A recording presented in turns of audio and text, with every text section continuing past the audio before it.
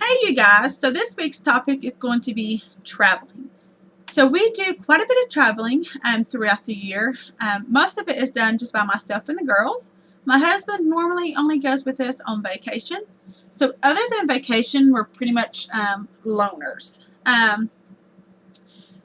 We do short distance and we do long distance. Our short distance is basically what I like to call road trips.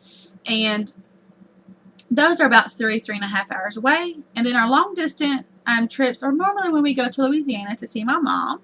She lives almost right at 1,000 miles away. Or when we go to,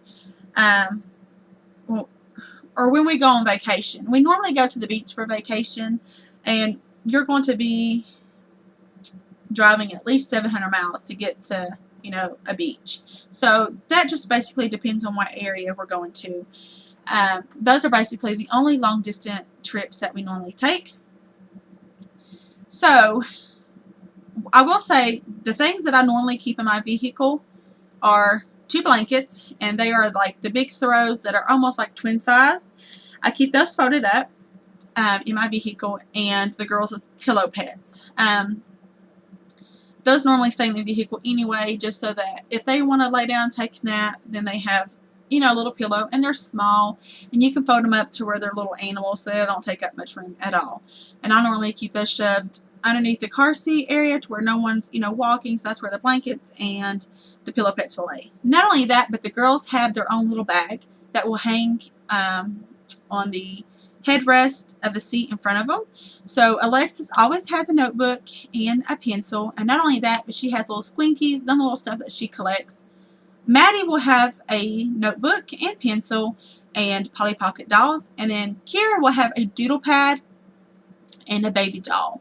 The doodle pad, I would have to say, is my favorite vehicle toy. Just because it doesn't make a mess and it keeps them very much entertained. So that's what normally stays in my vehicle. So they do carry a couple of toys with them, and not very much, just because I don't want to have to worry about keeping up with it. So they normally just have a few things in their bag that just stays in the vehicle. So when we do our short trips, basically the only thing extra that I take is extra diapers, and I will take the little ones 2 change of clothes instead of 1, and then I also pack Alexis a change of clothes. You never know what might happen. They might spill something, they might have a diaper leak. I would just much rather be prepared. So that's basically the only thing different that I take. I don't pack snacks just because my girls are not snackers. Neither am I. So we normally eat a big meal before we leave, and then by the time we're getting there, the girls are getting hungry, so then we can just stop and get something. So that pretty much works out perfectly. Now, for our long distance trips, I will say, if my husband goes, in our ice chest, we will pack sandwiches, chips, and fruit, and a drink. Or drinks. And if it's just me and the girls, we just normally pack our drinks. And the reason being is because normally when my husband goes with us, we're going on vacation, and we go on vacation during summer, so it's warm.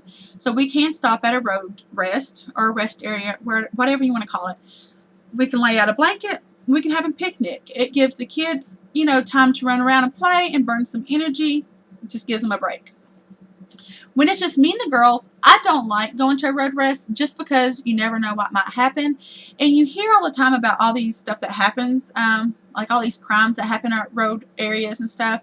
So therefore, I would much rather be in a public place where there's a lot of people, I guess, so that it's less likely for anything to happen. And that's just the way that I see it. So if my husband does go, we will, pack stuff actually in our cooler other than drinks. So my tips for long trips would be, of course, take your kids' security stuff. Like Kiera, she's attached to her patsy, and that's really the only one of my kids that is attached to anything. As far as toys, you want to take things is going to keep them occupied. We take pencils and notepads and a doodle pad just because they can draw and they can write, and that really keeps my kids entertained. Not only that, but when we're doing long distance trips, we do break out the TVs.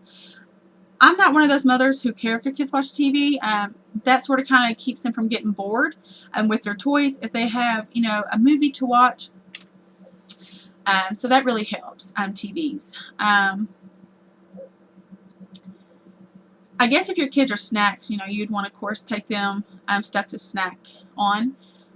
We normally just stop, like when we get gas, we'll let everybody go in. If they want something or they want gum, they might not even want a snack. They can pick out something. It lets them get out and walk around and stretch their legs, and lets them pick out something. So that's the reason why when it's just me and the girls, we normally don't pack snacks, just because I know they're not going to get eaten. Another thing that really helps us when going on long distance is breaks. Like I said, when my husband goes, we will stop at a rest area and have a picnic, and that gives them a chance to run around. When it's just me and the girls, we will stop at like a McDonald's, or we will stop at a Chick-fil-A, or even a Burger King. When you get closer to the cities, most of your fast food places are going to have play places.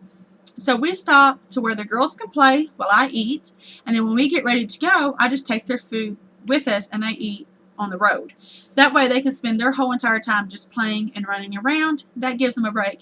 And that, honestly, I would have to say helps the most, just the breaks. Not only that, but, when you stop for gas, you want to let them get out and walk around, and you want to let them get out and go to the bathroom and just, stretch your legs. It gives them a break, and, it's good for you as the driver to get out and stretch your legs as well. I also will say being organized. If you're organized, everything's going to run a lot smoother. So when we do our long distance trips, we know we're going to break it into 2 days, so we're going to stop and get a hotel. So I will pack an overnight bag, and then my overnight bag, and then the pack and play, which is what Kiera still sleeps in, is right there in reach to where that is packed last, so therefore it is easy to get to, and we don't have to worry about unpacking everything. So that's the only thing we have to worry about taking into the hotel. And normally when we stop at a hotel, we will stop about 8 o'clock because we do get started pretty early, which is about 4 o'clock in the morning is when we get started. So we'll drive to about 8 o'clock that night, and sometimes we might even stop at 7 depending on how far we got, how smoothly the trip went, and traffic and whatever. We do like to do the majority of our traveling the first day, whereas with the second day when we get up, we're only going to be on the road anywhere between 4 to 5 hours, depending on, where we are going, just so that you're not in the vehicle all day the second day. So we do like to get most of it out the first day. So when we stop and get a hotel, we'll stop usually around 8 o'clock, and we'll order a pizza and start giving everybody a bath, and we'll just basically lounge around and just kind of relax. And then the next morning, we're not in a rush to, leave at 4 o'clock in the morning. As long as, we leave by 9 o'clock, that's fine. So it gives basically us a chance to sleep in, and we're not in a rush, to get anywhere, because we don't have that far to go. Other than that, I guess that would be my only tips as far as traveling. Every kid's going to travel differently, and that's just what works for mine.